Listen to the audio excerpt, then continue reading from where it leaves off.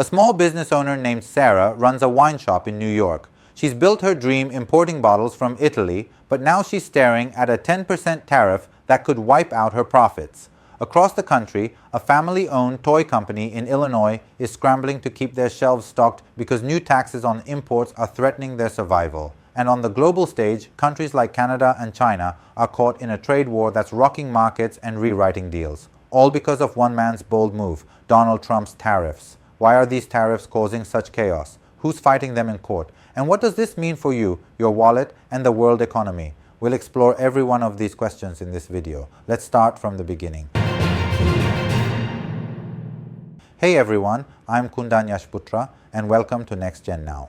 Let's break this down like we're chatting over coffee. Back on April 2nd, 2025, Trump announced what he called Liberation Day tariffs, sweeping taxes on goods coming into the US from nearly every country. We're talking 10% on almost all imports, with higher rates like 25% on Canada, Mexico, and China, because Trump claimed they're letting drugs like fentanyl flood into the US. His argument, America's massive trade deficit, $1.2 trillion according to Reuters, is a national emergency that's killing jobs and factories.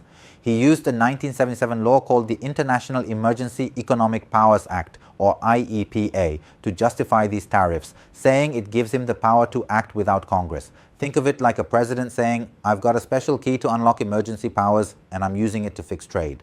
But here's where things get messy. On May 29, 2025, a federal court called the U.S. Court of International Trade dropped a bombshell. They said Trump's tariffs were illegal because the IEPA doesn't give him unlimited power to slap taxes on imports. The court's ruling was clear. Only Congress, not the president, has the constitutional power to impose tariffs. It's like telling a kid they can't use their parents' credit card without permission.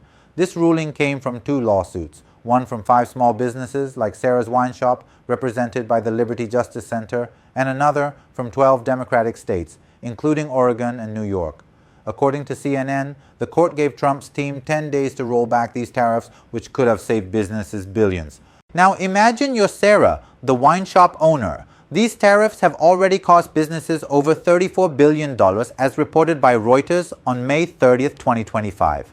For her, it's not just numbers. It's higher prices for her customers, suppliers backing out, and the fear her shop might not survive. The Liberty Justice Center said these tariffs are causing irreparable harm to small businesses, disrupting supply chains, and threatening their very existence. Big companies like Ford and General Motors are feeling it too, pulling profit forecasts because of the uncertainty.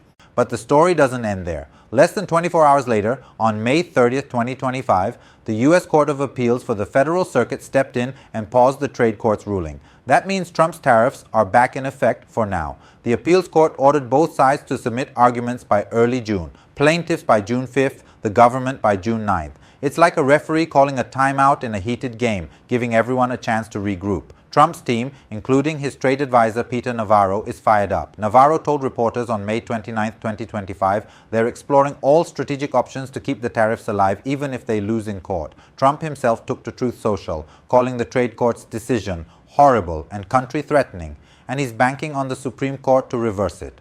Let's zoom out for a second. Why does this matter to you? Tariffs are like a tax you pay indirectly. When Sarah's Wine or those toys from Illinois get hit with a 10% or 25% tariff, companies pass those costs to you. That means higher prices for everything: cars, groceries, electronics. Economists, like those cited by the New York Times on May 29, 2025, warned these tariffs could spark inflation and even a recession. And it's not just the US feeling the heat. Global markets are in chaos. When the trade court blocked the tariffs, stock markets in Asia and the US rallied, with the S&P 500 jumping 1.4%, according to the Washington Post.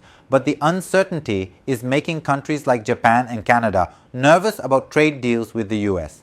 Now let's talk about the legal side. The IEPA, that 1977 law Trump used, is meant for emergencies like war or major crises, not everyday trade deficits, which the US has had for 49 years, as the states argued in court.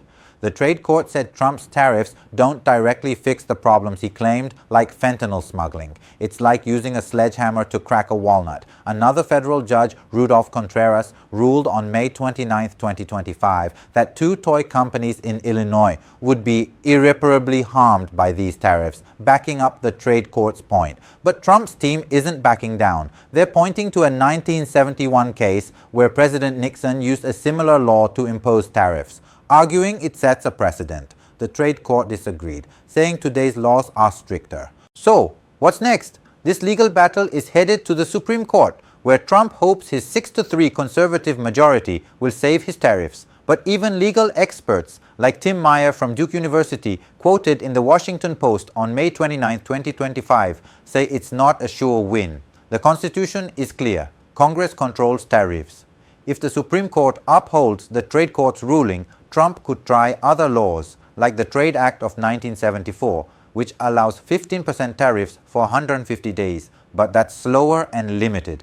For now, the appeals court's pause keeps the tariffs in place, but the clock's ticking. Let's bring it back to Sarah and those toy companies. They're not just fighting for their businesses, they're fighting for clarity. The back and forth rulings are like a roller coaster, making it hard to plan. Countries like Canada, where Prime Minister Mark Carney called the tariffs unlawful on May 30, 2025, are watching closely. If Trump wins, he'll keep using tariffs as a weapon in trade talks. If he loses, it could force him to work with Congress, slowing his agenda.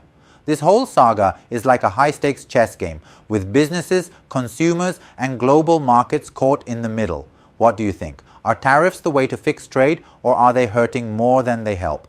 Drop your thoughts in the comments and let's keep this conversation going. Want the quick version of this story? Check out my short video on this topic on my YouTube channel, NextGen Now. Hit the link, subscribe, and I'll see you there. I'm Kundan Yashputra, and this is NextGen Now.